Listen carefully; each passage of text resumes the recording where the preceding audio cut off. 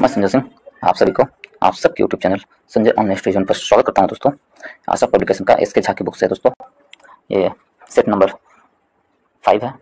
इससे पहले 1 से लेकर 4 तक का सेट मैं अपलोड कर चुका हूं। यदि आप लोग नहीं देखे हैं तो हमारे इस चैनल के प्लेलिस्ट में जाएं, वहां पर आपको सारी वीडियो उपलब्ध मिलेंगे दोस्तों। यदि आप लोगों को अच्छा लगता है तो वीडियो को लाइक करें, दोस्तों ग्रुप में शेयर करें। यदि आप इस चैनल पर नए हैं तो चैनल को सब्सक्राइब करना भूलें दोस्तों। यदि आप नए हैं तो चैनल को जरूर से जरूर सब्सक्राइब कर लें और अपने ग्रुप में शेयर कर दें। तो चलिए हम लोग आज स्टार्ट करते हैं। आज का पहला प्रश्न इसमें दिया गया है कि किस प्रकार की भूमि को अपरहद कहा जाता था। तो किस प्रकार की भूमि को अपरहद कहा जाता था? जैसे गुप्त काल में भूमि की प्रमुख रूप से वर्गीकृत किया गया था। जो भूमि जंगली हुआ करता था उसे क्या कहते हैं? अपरहर कहा जाता था। वैसी भूमि जो जंगली हुआ करता था, संघन जंगली हुआ करता था, उस भूमि को अपरहर कहा जाता था, अपरहद कहा जाता था। ऑप्शन नंबर सी हमारा सही आंसर है। देखिए क्षेत्र, कृषि योग्य भूमि को क्या कहते थे? कृषि भूमि को क्षेत्र कहा जाता था। कृषि की जो भूमि होता है उसे क्षेत्र कहा जाता है, ठीक है, कृषि भूमि को। और उसी प्रकार खील, बिना जोती हुई भूमि को क्या कहते हैं? खील कहा जाता था। और बस्ती, रहने योग्य भूमि को गपत या बस्ती कहा जाता था। सारा, चरागाह भूमि को सारा कहा जाता था। खीला, बंजर भूमि को खीला कहते हैं, ठीक है। तो ये कुछ वर्गीकृत किया गया था गुप्त काल में भूमि का। तो ऑप्शन नंबर सी हमारा सही आंसर है। अपरहत मतलब क्या होता है? संघन वन भूमि। ऑप्शन नंबर सी सही आंसर है। नेक्स्ट चलते हैं। उस प्रक्रिया का क्या नाम है जिसमें गैस सीधे ही ठोस वस्तु में परिवर्तित हो जाता है? तो उस प्रक्रिया को हम लोग क्या कहते हैं? उस प्रक्रिया को सब्लिमेशन कहा जाता है। ऑप्शन नंबर ए हमारा सही आंसर है। गैस सीधे ही क्या बन जाता है? सॉरी, उल्टा है। गैस सीधे ही क्या बनता है? तो ठोस बनता है। गैस सीधे ठोस बनता है तो उसे क्या कहते हैं? डिपोजिशन कहते हैं। डिपोजिशन, उसे डिपोजिशन कहा जाता है, ठीक है। और ठोस सीधे गैस बनता है तो उसे सब्लिमेशन कहते हैं, ठीक है दोस्तों। तो हमसे पूछा है गैस सीधे ठोस बनता है उसे डिपोजिशन कहते हैं। ऑप्शन नंबर बी हमारा सही आंसर है। बिश्केक किसकी राजधानी है? यदि हम ये देखें तो बिश्केक है जो आपको किर्गिस्तान की राजधानी बिश्केक है। किर्गिस्तान की राजधानी बिश्केक है। ऑप्शन नंबर सी हमारा सही आंसर है। नेक्स्ट चलते हैं दोस्तों। भारत में निम्नलिखित में से किस तटीय प्रदेश में उत्तर पूर्वी मानसून से वर्षा होती है? तो कौन से तटीय प्रदेश में उत्तर पूर्वी मानसून से वर्षा होती है? तो कोरोमंडल तट में उत्तर पूर्वी मानसून से वर्षा होती है। ऑप्शन नंबर बी हमारा सही आंसर है। कोरोमंडल में ऑप्शन नंबर बी सही आंसर है।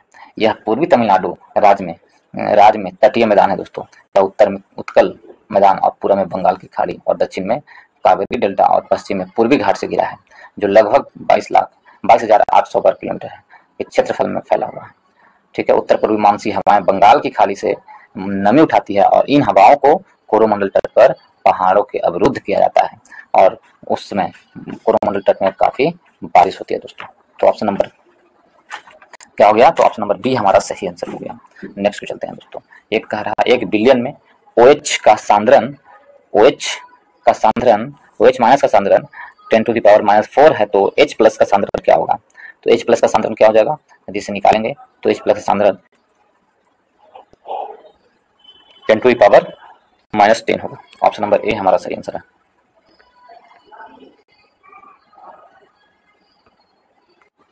अंतरिम सरकार में वित्त मंत्री कौन था? जब अंतरिम सरकार बना था तो उस समय वित्त मंत्री कौन था, ये पूछा गया है।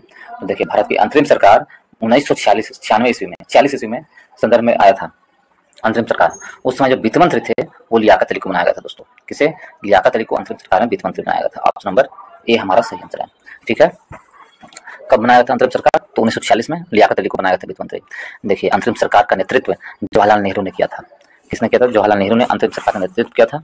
और उसमें वित्त मंत्री कौन थे? तो लियाकत अली थे।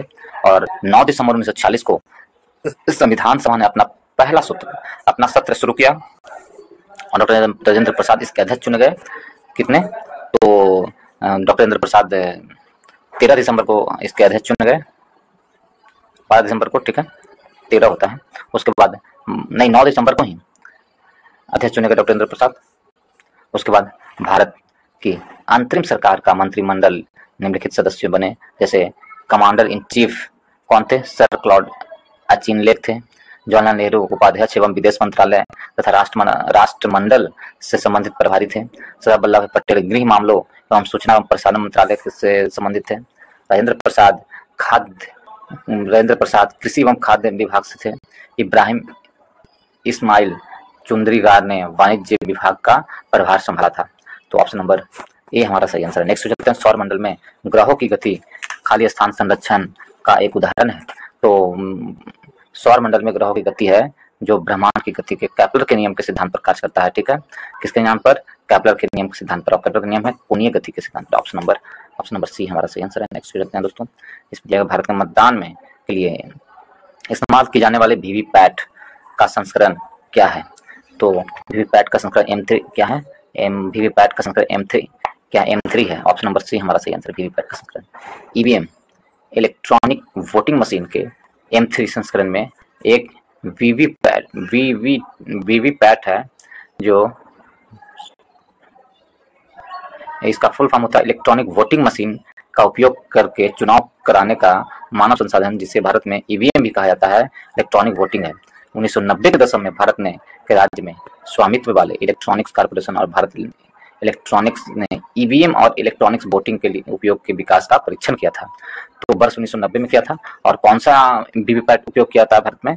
तो M3 संस्करण का वीवीपैट उपयोग किया था। ऑप्शन नंबर सी हमारा सही आंसर है।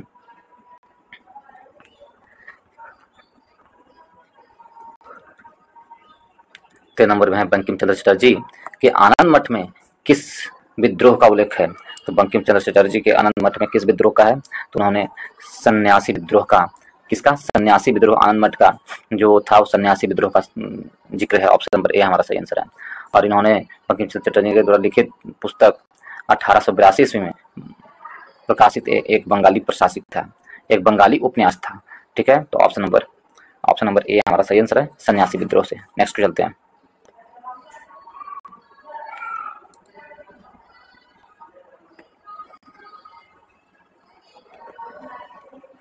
निम्नलिखित समितियों या आयोगों में से किसने न्याय पंचायतों की स्थापना की सिफारिश की है? तो न्याय पंचायतों की स्थापना की सिफारिश किसने किया है? तो न्याय पंचायतों की स्थापना की सिफारिश अशोक मेहता समिति ने किया है। ऑप्शन नंबर बी हमारा सही आंसर है। अशोक मेहता समिति ने न्याय पंचायतों के स्थापना की सिफारिश की। ऑप्शन नंबर बी हमारा सही आंसर है। ठीक है, किसने? अशोक मेहता समिति ने। निम्नलिखित में से कौन सा तत्व प्राकृतिक रेडियो एक्टिव नहीं दर्शाता है? तो कौन सा तत्व है जो रेडियो एक्टिविता नहीं दर्शाता है? तो ये कौन सा तत्व है? यदि हम इसे देखें तो वह है एल्यूमिनियम है जो रेडियो एक्टिविता नहीं दर्शाता। ऑप्शन नंबर सी हमारा सही आंसर है। नेक्स्ट चलते हैं दोस्तों, इसमें दिया गया है, इसमें क्या है? तो 99 प्रश्न है, हाल ही में इसे कैम्ब्रिज डिक्शनरी का वर्ड ऑफ द ईयर घोषित किया गया है। तो कैम्ब्रिज डिक्शनरी का वर्ड ऑफ द ईयर घोषित किया गया है हेलुचिनेट को। ऑप्शन नंबर बी हमारा सही आंसर है। नेक्स्ट पे चलते हैं दोस्तों, 20 नंबर, पंचायती राज संस्थाओं द्वारा किए जाने वाले 29 कार्यों की सूची कौन सा अनुच्छेद देता है? 29 कार्यों की सूची कौन सा अनुच्छेद देता है? तो यदि हम देखें 29 कार्यों की सूची पंचायती राज से संबंधित है और भाग कितना में आता है? भाग 9 में आता है पंचायती राज। और कहाँ से कहाँ तक है? तो कौन सा अनुच्छेद में 29 कार्यों का सूची? तो यह है अनुच्छेद 243 के एच के तहत। ऑप्शन नंबर ए हमारा सही आंसर है, 243 के एच के तहत है। ठीक है, नेक्स्ट पे चलते हैं। यदि इसमें देखा दोस्तों अनुच्छेद 243 का ई, अनुच्छेद 243 का ई क्या है? तो आपको अनुच्छेद 243 का ई में पंचायतों की अवशेष होता है, पंचायतों की अवस्थी क्या है? अनुच्छेद 243 के ई। 243 के एफ क्या है? तो इसमें दिया हुआ सदस्यता के लिए अयोग्यता। और 243 का जी है जो आपको क्या देता है? पंचायतों की शक्ति और अधिकार और उत्तरदायित्व अनुच्छेद 243 का जी देता है। तो ऑप्शन नंबर ए हमारा सही आंसर है। नेक्स्ट चलते हैं दोस्तों, इसमें दिया गया है निम्नलिखित में से कौन गांधी जी का पहला सत्याग्रह आंदोलन था जिसमें उन्होंने सविनय अवज्ञा का इस्तीफा किया था? तो उन्होंने सविनय अवज्ञा का इस्तीफा किया था। गांधी जी का पहला आंदोलन कौन था? तो वो चंपारण आंदोलन था। ऑप्शन नंबर क्या है? तो ऑप्शन नंबर ए हमारा सही आंसर है, चंपारण आंदोलन। चंपारण सत्याग्रह को महात्मा गांधी द्वारा शुरू किया गया, भारत का पहला सविनय अवज्ञा आंदोलन के रूप में चिन्हित किया गया है दोस्तों। ठीक है, चंपारण आंदोलन 1917 में मोहनदास करमचंद गांधी के नेतृत्व में चंपारण सत्याग्रह पहला सत्याग्रह था। ठीक है, तो ऑप्शन नंबर क्या हो जाएगा? ए हमारा सही आंसर है। नेक्स्ट चलते हैं दोस्तों। उसके बाद इसमें है क्या,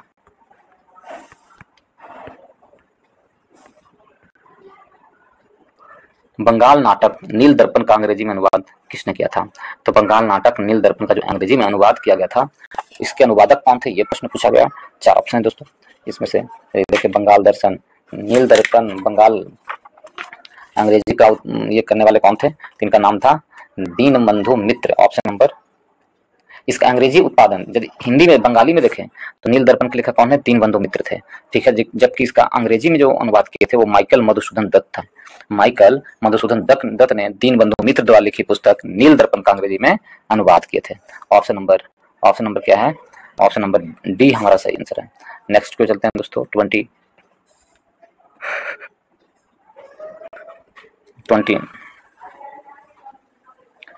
में इसमें कहा गया ऋग्वेद, सामवेद, यजुर्वेद संयुक्त रूप से कहलाती है। तो ऋग्वेद, सामवेद, यजुर्वेद क्या कहलाती है? यदि इन तीनों को देखें तो वेद त्रयी कहलाती है। ऑप्शन नंबर सी हमारा सही आंसर है। क्या वेद त्रयी कहलाती है? ऋग्वेद, सामवेद और यजुर्वेद, इन दोनों क्या कहलाती है? इन तीनों वेद त्रयी कहलाती है। ऑप्शन नंबर सी सही आंसर है, वेद त्रयी। और यदि हम देखें इसमें दोस्तों, सबसे पुराना वेद ऋग्वेद है जिसमें भजन और दिया हुआ है। सबसे पुराना वेद कौन है? ऋग्वेद है। सामवेद, उसके बाद ऋग्वेद सबसे पुराना है और दुनिया में सबसे पुराने धार्मिक ग्रंथों में से एक है ऋग्वेद। ठीक है, यदि हम देखें ऋग्वेद में 1028 सूक्त एवं सूक्त है और 1028 सूक्त, और इसमें ऋग्वेद में यदि हम देखें 2 से 7वें मंडल तक और 10 मंडल इसमें है। 2 से 7वें मंडल तक 6 मंडल सबसे पुराना और सबसे छोटे मंडल को गोत्र कहा जाता है। ठीक है, और बामसा मंडल भी कहा जाता है छोटे मंडल को, पारिवारिक पुस्तक में भी कहा जाता है। ठीक है, यदि हम देखें 8वां मंडल काव्यों और अंगीकारों से संबंधित है। 9वां मंडल सोम भोजनों का संकलन है। तीसरे मंडल में गायत्री मंत्र है जिसे सूर्य के देवता सावित्री के स्तुति के संकलन किया गया है। दोस्तों सरस्वती ऋग्वेद में देवी नदी के रूप में है। दैवीय नदी के रूप में कौन है? सरस्वती ऋग्वेद में। ठीक है, तो इस प्रकार है दोस्तों। तो ऑप्शन नंबर सी सही आंसर है। इसे क्या कहते हैं? वेद त्रयी कहते हैं। नेक्स्ट चलते हैं।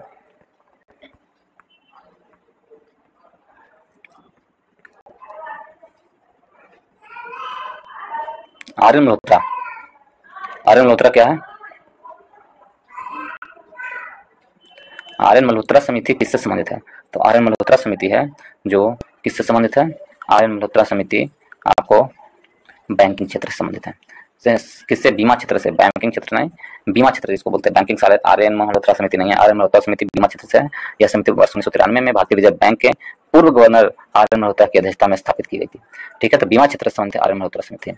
ठीक है, किससे है? बीमा क्षेत्र से है। नेक्स्ट चलते हैं दोस्तों। महात्मा गांधी द्वारा 1940 में प्रारंभ किए गए व्यक्तिगत सत्याग्रह के तीसरे सत्याग्रही कौन थे?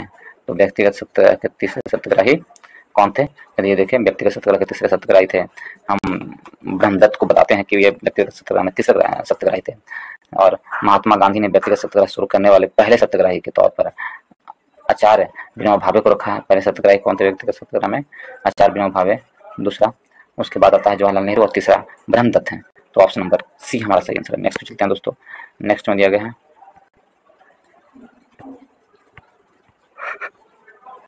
38 में निम्नलिखित में से कौन सा कथन अस्थायी विनियमन दर के लिए उचित है? अस्थायी विनियमन दर के लिए उचित है कौन सा कथन? तो इसमें है कि यह मांग और आपूर्ति की बाजार शक्तियों के विनिमय शक्तियों और का द्वारा निर्धारित किया जाता है। कह रहा है यह मांग और आपूर्ति की बाजार शक्तियों द्वारा निर्धारित किया जाता है। तो ऑप्शन नंबर बी हमारा सही आंसर है। इसमें अस्थायी विनिमय दर क्या है? तो ऑप्शन नंबर बी सही आंसर है। नेक्स्ट चलते हैं दोस्तों। यदि आगे देखें 40 नंबर प्रश्न में, 39 नंबर प्रश्न में इसमें दिया गया हाल ही में आईसीसी हॉल ऑफ फेम में शामिल होने वाले पहला भारतीय महिला क्रिकेटर कौन बनी है? तो हॉल ऑफ फेम में शामिल होने वाली पहली भारतीय महिला क्रिकेटर डायना एडुल्जी बनी है। Diana Edulji, option number B हमारा सही आंसर है। नेक्स्ट चलते हैं दोस्तों आगे की ओर। ठीक है, तो क्या हो जाएगा आगे की ओर? ये तो मैथ है।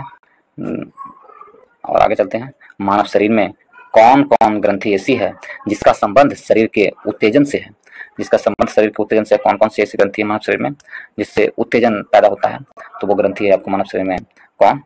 अधिवृक्क ग्रंथि। ऑप्शन नंबर सी हमारा सही आंसर है। अधिवृक्क ग्रंथि मानव शरीर में उत्तेजना से संबंधित है। ऑप्शन नंबर सी सही आंसर है। नेक्स्ट चलते हैं, पट्टिसीमा परियोजना निम्नलिखित में से किन नदियों के की एकीकरण से जुड़ी हुई है? तो पट्टिसीमा परियोजना निम्नलिखित में से किन नदियों के एकीकरण से जुड़ी हुई है? यदि ये देखें दोस्तों तो पट्टिसीमा परियोजना है जो कृष्णा एवं गोदावरी नदियों के सीमा से जुड़ी हुई है। ऑप्शन नंबर बी हमारा सही आंसर है। वस्तुएं पानी पर किसी सिद्धांत के आधार पर तैरती है। तो वस्तुएं पानी पर किसी सिद्धांत के आधार पर, तो कौन सा सिद्धांत के आधार पर तैरती है वस्तुएं पानी में? तो वो है जो आर्किमिडीज के सिद्धांत के आधार पर तैरती है। ऑप्शन नंबर डी हमारा सही आंसर है। आर्किमिडीज के सिद्धांत पर तैरती है। नेक्स्ट चलते हैं दोस्तों, इसमें दिया मानव पर्यावरण पर सम्मेलन 1972 में आयोजित किया गया था। तो मानव पर्यावरण पर सम्मेलन 1972 में कहाँ शुरू किया गया था? तो ये स्टॉकहोम में शुरू किया गया था 1972 में। ऑप्शन नंबर ए हमारा सही आंसर है। स्टॉकहोम में मानव पर्यावरण पर सम्मेलन 1972 में आयोजित किया गया था और यह स्टॉक पर। ऑप्शन नंबर ए हमारा सही आंसर है। नेक्स्ट चलते हैं दोस्तों, नेक्स्ट में है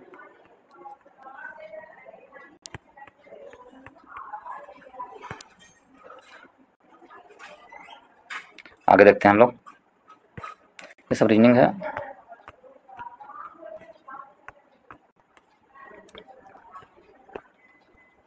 कौन सा प्रतीक बुद्ध का जन्म को दर्शाता है? तो बुद्ध के जन्म को दर्शाता है कौन सा प्रतीक? कमल और सांड। कमल और सांड है जो बुद्ध के जन्म को दर्शाता है। क्या है?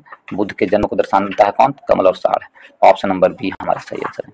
यदि हम देखें दोस्तों ऑप्शन नंबर बी सही आंसर है। ठीक है, बुद्ध के जन्म कब हुआ था? 583 ईसा पूर्व हुआ था, नेपाल के कपिलवस्तु के निकट लुम्बिनी नामक स्थान पर। उनके पिता शुद्धोधन थे जो शाक्यगण के मुखिया थे। उनकी माता कोलिय वंश की थी जो महामाया थी। उनकी मृत्यु उनके जन्म के 7 दिन बाद ही हुई थी और उनका पालन पुरुष सौतेली माता गौतमी ने किया था और उन्हें शाक्य मुनि या तथागत नाम दिया गया है। तो ऑप्शन नंबर क्या हो जाएगा? ऑप्शन नंबर बी हमारा सही आंसर है, कमल और सांड। फिर आगे क्यों चलते हैं दोस्तों, इसमें दिया गया है डायनेमो किसको परिवर्तित कराने के लिए प्रयुक्त किया जाता है? डायनेमो है जो किसको परिवर्तित करने के लिए? तो डायनेमो है जो यांत्रिक ऊर्जा को विद्युत ऊर्जा में बदलने के लिए प्रयोग किया था। ऑप्शन नंबर ए हमारा सही आंसर है, यांत्रिक को विद्युत में। नेक्स्ट चलते हैं दोस्तों, इसमें दिया गया है बिहार राज्य का कुल भौगोलिक क्षेत्रफल है। तो बिहार राज्य का कुल भौगोलिक क्षेत्र कहाँ है? यदि ये देखें तो कितना है बिहार राज्य के कुल भौगोलिक क्षेत्र? तो 94 लाख कितना हो जाएगा? 94,001,63 वर्ग किलोमीटर है। 94,001,63 वर्ग किलोमीटर। ऑप्शन नंबर बी हमारा सही आंसर है। ठीक है, नेक्स्ट चलते हैं दोस्तों, इसमें किया गया है 57वां प्रश्न में अम्ल और क्षार की एक खास विशेषता एक दूसरे के गुणों को खाली स्थान की उनकी क्षमता है। तो एक दूसरे के गुणों की उदासीन करना उनकी क्षमता है। ऑप्शन नंबर बी हमारा सही आंसर है। ऑप्शन नंबर बी सही आंसर है। नेक्स्ट चलते हैं दोस्तों,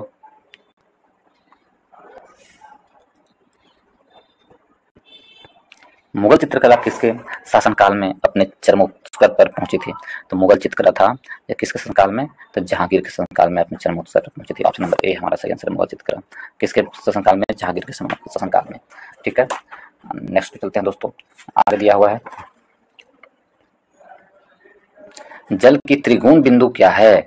जल की जो त्रिकोण बिंदु है वो क्या होता है? तो जल के त्रिकोण बिंदु होता है कि 273.16 केल्विन जल की त्रिकोण बिंदु होता है, -273.16 केल्विन। ऑप्शन नंबर डी हमारा सही आंसर है। और त्रिकोण बिंदु 1873 में त्रिकोण बिंदु जेम्स थॉमसन द्वारा किया गया था। किसके द्वारा? जेम्स थॉमसन द्वारा 1873। नेक्स्ट चलते हैं, निम्नलिखित में से जल जनित रोग कौन सा है? तो जल जनित रोग देखें हम दोस्तों तो इसमें से हैजा एक जल जनित रोग है। ऑप्शन नंबर बी हमारा सही आंसर है। नेक्स्ट चलते हैं, तो ऑप्शन नंबर बी सही आंसर हैजा। नेक्स्ट चलते हैं, इसमें दिया गया निम्नलिखित में से कौन सा कथन सर्वाधिक गुरुत्वाकर्षण नियतांक जी के संदर्भ में सही है? तो सर्वाधिक गुरुत्वाकर्षण नियतांक जी के संदर्भ में कौन सा सही है? तो जी का मान क्या होता है? ब्रह्मांड में हर जगह जी का मान समान होता है। ऑप्शन नंबर बी हमारा सही आंसर है। ठीक है, ऑप्शन नंबर बी सही आंसर। नेक्स्ट चलते हैं,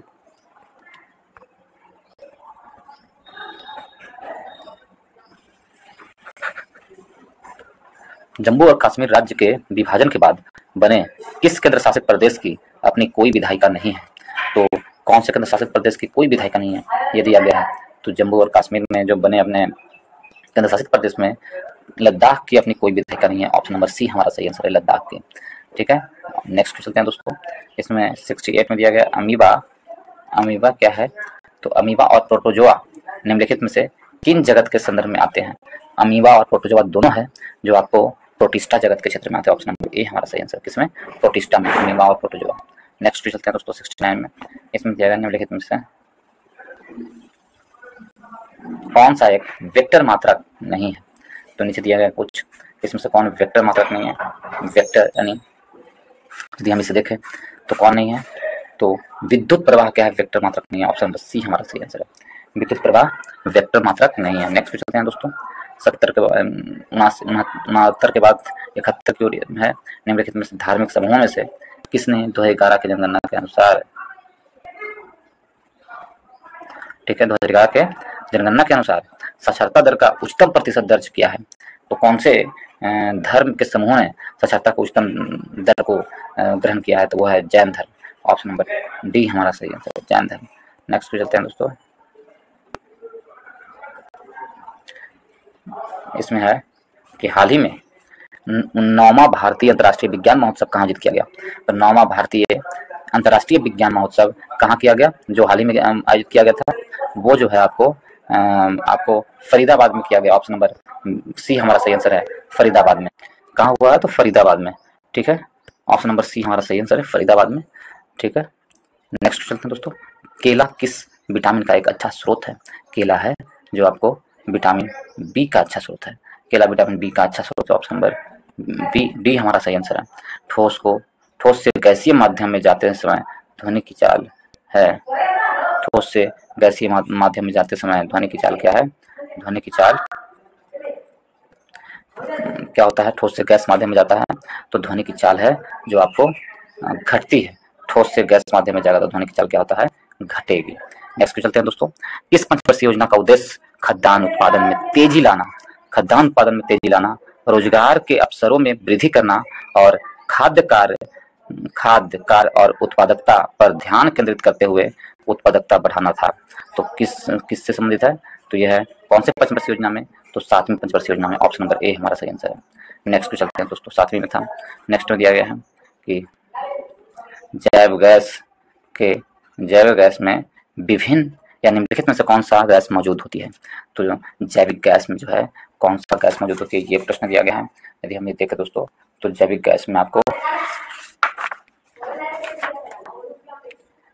गैस में कौन सा गैस होता है? तो मीथेन गैस होता है। अधिक सभी जैविक गैस में मीथेन गैस होता है। ठीक है, ऑप्शन नंबर बी हमारा सही आंसर है।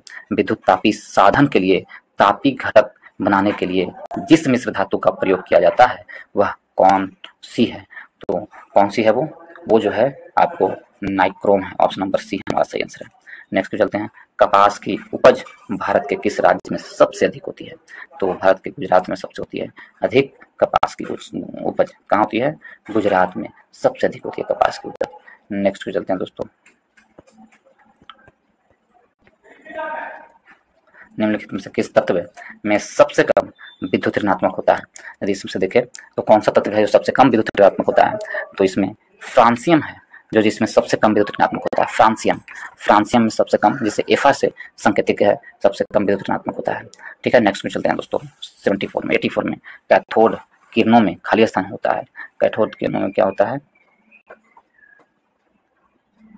तो कैथोड किरणों में जो होता है, कैथोड किरणों में क्या है? इसमें द्रव्यमान तथा आवेश दोनों होते हैं। कैथोड किरणों में क्या होता है? द्रव्यमान भी होता है तथा आवेश दोनों होते हैं। ऑप्शन नंबर सी हमारा सही आंसर है। ऑप्शन नंबर सी सही आंसर। नेक्स्ट पे चलते हैं। झांसी की रानी लक्ष्मीबाई की मृत्यु कहाँ पर हुई थी? झांसी की रानी लक्ष्मीबाई की मृत्यु जो है ग्वालियर में हुई थी। Option number C, option number B सही आंसर है।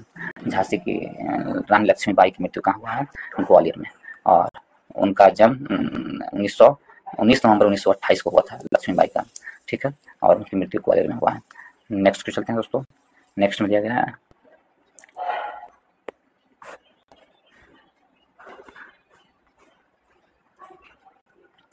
इसमें क्या है?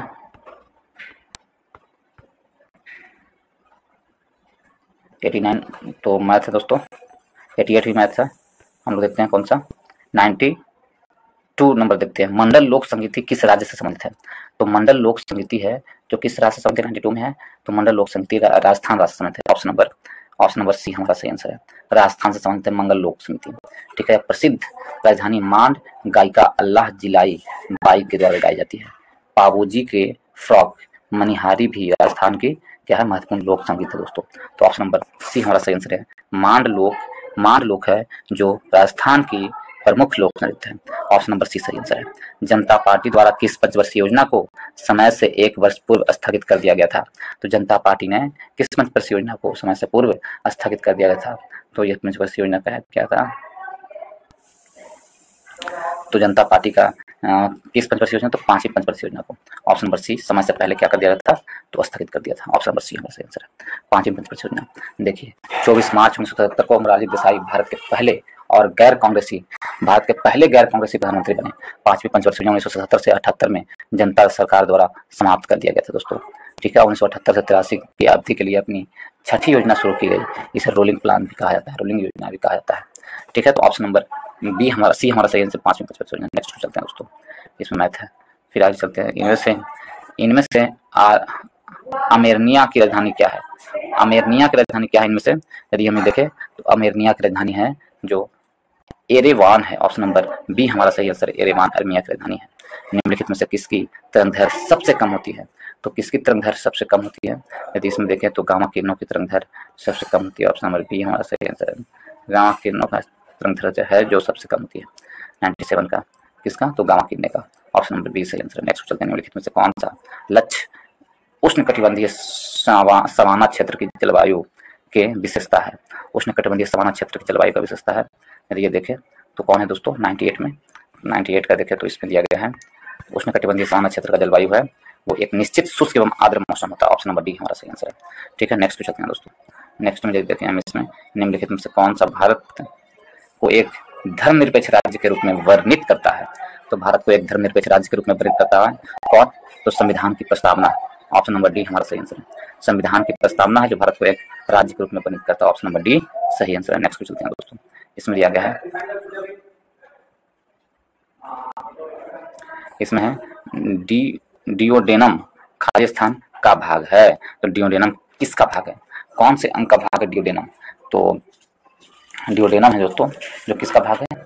डिओडेनम आपको छोटी आंत का भाग है। ऑप्शन नंबर ए हमारा सही आंसर है, छोटी आंत का भाग क्या है? डिओडेनम है।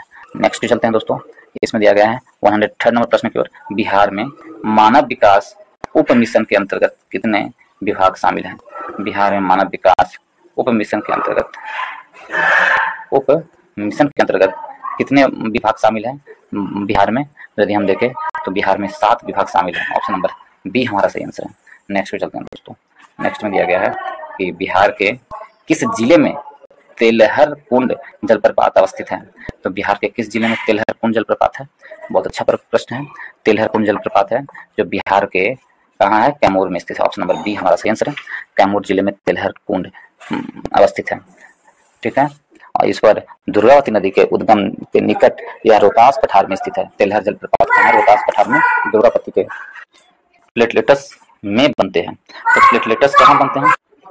प्लेटलेट्स कहाँ बनता है? तो प्लेटलेट्स है जो आपको अस्थि मज्जा में बनता है। ऑप्शन नंबर ए हमारा सही आंसर है, प्लेटलेट्स अस्थि मज्जा में बनता है।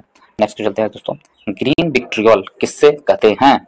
तो ग्रीन विट्रियोल है जो आपको FeSO4 को ग्रीन विट्रियोल कहा जाता है। और इसे क्या कहते हैं? फेरस। ग्रीन विट्रियोल को क्या कहते हैं? फेरस सल्फेट कहते हैं। ऑप्शन नंबर डी हमारा सही आंसर है, फेरस सल्फेट।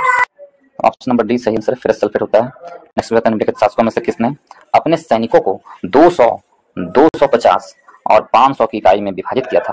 वो किसने था? 200, 250 और 500 के क्षेत्र में विभाजित किया था, वो कौन था? वो इस्लाम शाह था। ऑप्शन नंबर डी हमारा सही आंसर है, वह इस्लाम शाह था। नेक्स्ट चलते हैं दोस्तों, ग्रेट विक्टोरिया मरुस्थल कहाँ स्थित है? ग्रेट विक्टोरिया मरुस्थल है जो आपको कहाँ स्थित है? आपको ऑस्ट्रेलिया में स्थित है। ऑप्शन नंबर ए हमारा सही आंसर है। नेक्स्ट चलते हैं दोस्तों, इसमें दिया गया पौधों में खाली स्थान उत्तक के कारण लचीलापन होता है।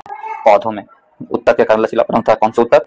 तो कोलेन काइमा के कारण पौधों में क्या होता है? लचीलापन होता है। पौधों में लचीलापन कोलेन काइमा उत्तक के कारण होता है। ठीक है, ऑप्शन नंबर डी हमारा सही आंसर है। नेक्स्ट चलते हैं दोस्तों, निम्नलिखित में से कौन सा सबसे शुष्क क्षेत्र है? तो सबसे शुष्क क्षेत्र कौन सा है? तो इसमें देखें तो लेह है जो सबसे शुष्क क्षेत्र है। ऑप्शन नंबर सी हमारा सही आंसर है। लेह लद्दाख है जो सबसे शुष्क क्षेत्र है। नेक्स्ट चलते हैं दोस्तों, इसमें दिया गया है आगे क्या है, इसमें भारत के प्रधानमंत्री किसके प्रति उत्तरदायी होता है? तो भारत के प्रधानमंत्री होते हैं जो किसके प्रति उत्तरदायी होते हैं? तो लोकसभा के प्रति उत्तरदायी होते हैं भारत के प्रधानमंत्री। ऑप्शन नंबर सी हमारा सही आंसर है। ठीक है, और नेक्स्ट को चलते हैं दोस्तों, नीचे दिया गया समूह में से कौन? ये तो आपको रीजनिंग है। नेक्स्ट को चलते हैं 117 की ओर। केंद्र सरकार का सर्वोच्च सिविल सेवा अधिकारी कौन है? तो केंद्र सरकार का यदि हम देखें सर्वोच्च सिविल सेवा अधिकारी कौन है? वो कैबिनेट सचिव होते हैं। केंद्र सरकार का सर्वोच्च सिविल सेवा अधिकारी कैबिनेट सचिव सर्वोच्च सिविल अधिकारी होते हैं केंद्र सरकार का। नेक्स्ट चलते हैं, देखें नेक्स्ट में, तो इसमें दिया गया है कि मणिपुर की मध्य घाटी में केंद्रित गैर अनुसूचित जनजाति क्या कहलाती है? तो मणिपुर के मध्य घाटी में केंद्रित गैर अनुसूचित जनसंख्या क्या कहलाती है? तो उसे मणिपुर में जो स्थित है उसको मेतई कहते हैं। मेतई, ऑप्शन नंबर ए हमारा सही आंसर है। निम्नलिखित प्रश्नों से दिया गया, तो रीजनिंग हो गया दोस्तों। नेक्स्ट चलते हैं, इसमें ये भी रीजनिंग है। 1 मीटर किसके बराबर होता है? तो 1 मीटर किसके बराबर होता है ये दिया गया है। तो 1 मीटर है जो आपको 1 मीटर बराबर होता है, किसके बराबर होता है? आपको 1 मीटर है जो 1 metre 10 to the power 6 micrometre के बराबर होता है। 10 to the power 6 micrometre. Option number B हमारा सही आंसर है। क्या? ऑप्शन नंबर बी सही आंसर है। नेक्स्ट चलते हैं दोस्तों, नेक्स्ट में दिया गया है 1 मीटर बराबर 10 टू द पावर 6 माइक्रोमीटर। ठीक है, और 1 मीटर बराबर 10 to the power 9 nanometre. 1 metre बराबर 10 टू द पावर 12 पिकोमीटर। इस तरह होता है दोस्तों। नेक्स्ट चलते हैं, नेक्स्ट में दिया गया है, नेक्स्ट में क्या है,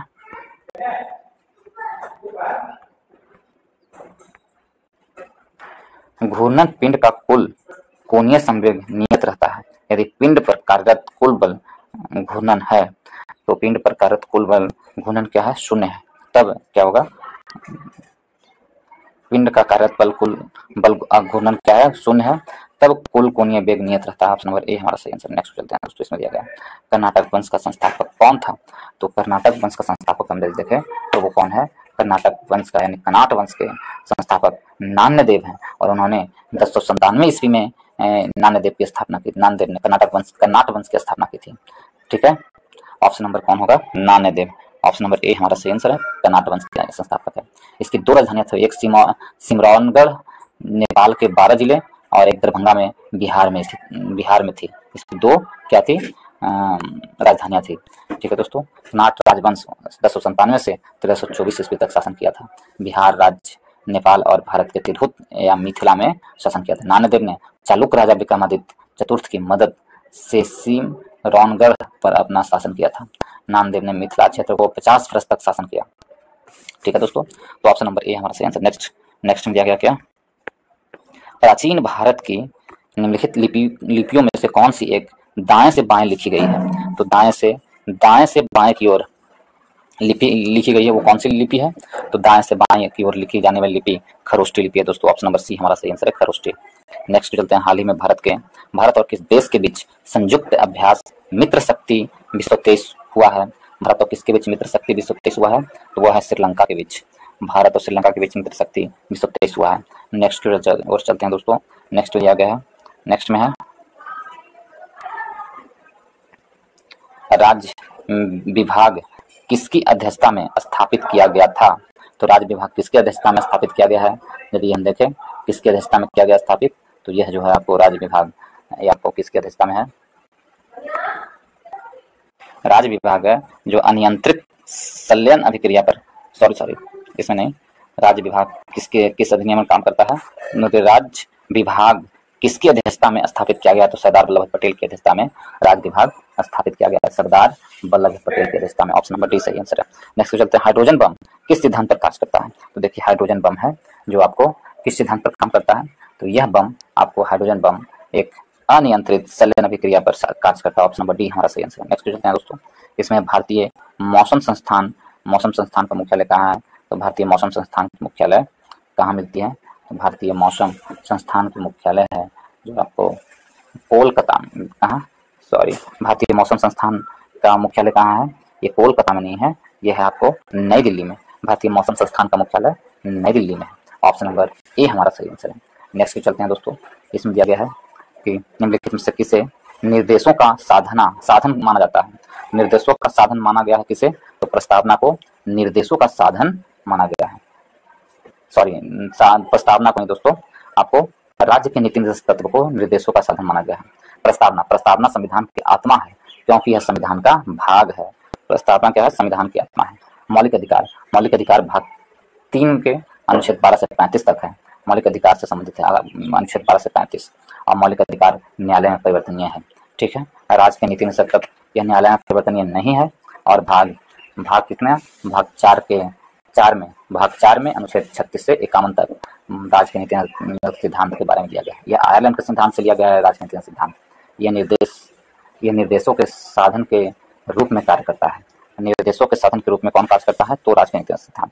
और मौलिक कर्तव्य 4 के क्रम में स्थित है दोस्तों। 42वें संविधान संशोधन 1976 के माध्यम से इसे शामिल किया गया था और अनुच्छेद 51 के ए के तहत इसे शामिल किया गया है।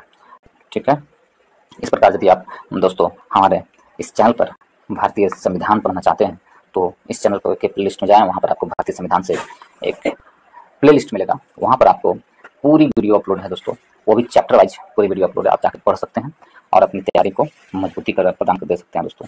आप जाकर जरूर पढ़ें, बहुत अच्छा वीडियो है दोस्तों। आप पढ़ेंगे तो आपको पढ़ने में मन लगेगा और जो आप क्वेश्चन बनाते हैं उसमें आपको काफ़ी लाभ मिलेगा दोस्तों। इसलिए आप जरूर इस चैनल के उस प्लेलिस्ट में जाएं। वहाँ पर भारतीय संविधान का पूरी चैप्टर वाइज और प्रीवियस ईयर क्वेश्चन है, ये भी एक खासियत है। और इसी तरह आपको भारतीय संविधान, भारतीय इतिहास का भी पूरी वीडियो अपलोड है चैप्टर वाइज, प्रीवियस ईयर। ठीक है, ऑब्जेक्टिव प्रश्न के रूप में। और वो 3 पार्ट अलग अलग है दोस्तों, जाकर देखें। और आप देखेंगे तो जरूर मुझे विश्वास है कि आप उससे काफ़ी सीखने को मिलेगा दोस्तों। और जो आप प्रैक्टिस सेट बनाते हैं उसमें आपको लाभ होगा। यदि आप लोग को अच्छा लगता है दोस्तों तो वीडियो को लाइक करें, दोस्तों ग्रुप में शेयर करें। यदि आप इस चैनल पर नए हैं तो चैनल को सब्सक्राइब करना ना भूलें, चैनल को जरूर सब्सक्राइब करें। चलिए आगे को चलते हैं।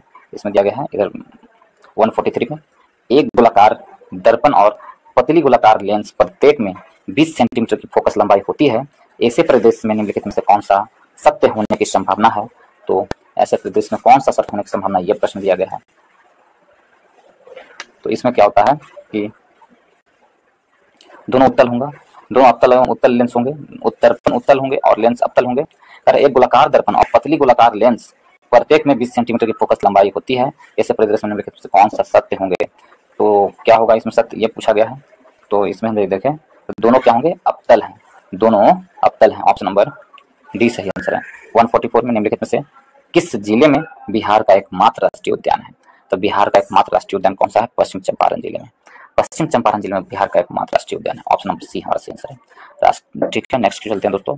हाल ही में राष्ट्रीय प्रेस दिवस कब मनाया जाता है। तो हाल ही में राष्ट्रीय प्रेस दिवस है जो आपको 16 नवंबर को मनाया जाता है। राष्ट्रीय प्रेस दिवस हाल ही में राष्ट्रीय प्रेस दिवस 16 नवंबर को। नेक्स्ट चलते हैं दोस्तों। नेक्स्ट में दिया गया है 16 नवंबर को राष्ट्रीय प्रेस दिवस मनाया जाता है। इसमें निम्नलिखित में से कौन सी प्रक्रिया कार्बन डाइऑक्साइड के वातावरण से हटाते हैं। तो कार्बन डाइऑक्साइड को वातावरण से हटाते हैं वो कौन सी प्रक्रिया है, ये दिया गया है। तो वह प्रक्रिया है प्रकाश संश्लेषण। ऑप्शन नंबर ए हमारा सही आंसर है। कार्बन डाइऑक्साइड को वातावरण से हटाया जाता है प्रकाश संश्लेषण की प्रक्रिया से। नेक्स्ट पे चलते हैं दोस्तों। मगरमच्छ के बच्चों को क्या कहा जाता है। मगरमच्छ के बच्चों को क्या कहते हैं। तो मगरमच्छ के बच्चों को हम लोग क्या कहेंगे, हैचलिंग। हैचलिंग कहा जाता है मगरमच्छ के बच्चों को। मगरमच्छ के बच्चों को हैचलिंग कहते हैं। कीट के बच्चों को क्या कहते हैं, तो कीट के बच्चों को कोडलिंग कहते हैं, कीट के बच्चों को। ठीक है, फिंगरलिंग किसे कहते हैं, छोटी मछली के बच्चों को फिंगरलिंग कहते हैं। छोटी मछली के बच्चों को फिंगरलिंग कहते हैं। और हंस के बच्चों को गोसलिंग कहते हैं, हंस के बच्चों को। ठीक है, तो इस प्रकार ऑप्शन नंबर डी हमारा सही आंसर है। बथुकम्मा त्योहार भारत के किस राज्य में स्थित है दोस्तों। तो बथुकम्मा त्योहार यदि हम देखें भारत के किस राज्य में है, तो बथुकम्मा है जो आपको भारत के तेलंगाना राज्य में स्थित है। ऑप्शन नंबर बी हमारा सही आंसर है। तेलंगाना और आंध्र प्रदेश दोनों में स्थित है। ठीक है, बथुकम्मा त्योहार, और ऑप्शन नंबर बी हमारा सही आंसर है। इसके साथ ही इस वीडियो को समाप्त करते हैं दोस्तों। यदि आप इस चैनल पर नए हैं तो इस चैनल को जरूर से जरूर सब्सक्राइब करें, अपने दोस्तों के ग्रुप में शेयर कराना भूलें दोस्तों, और बेल आइकन को भी दबा दें ताकि जो भी मैं वीडियो अपलोड करूँ आपको नोटिफिकेशन मिलता रहे। तो आप लोग ज़्यादा से ज़्यादा इस चैनल को शेयर करें दोस्तों। ठीक है, तो इसके साथ ही इस वीडियो को समाप्त करते हैं। इस वीडियो को देखने के लिए बहुत बहुत धन्यवाद।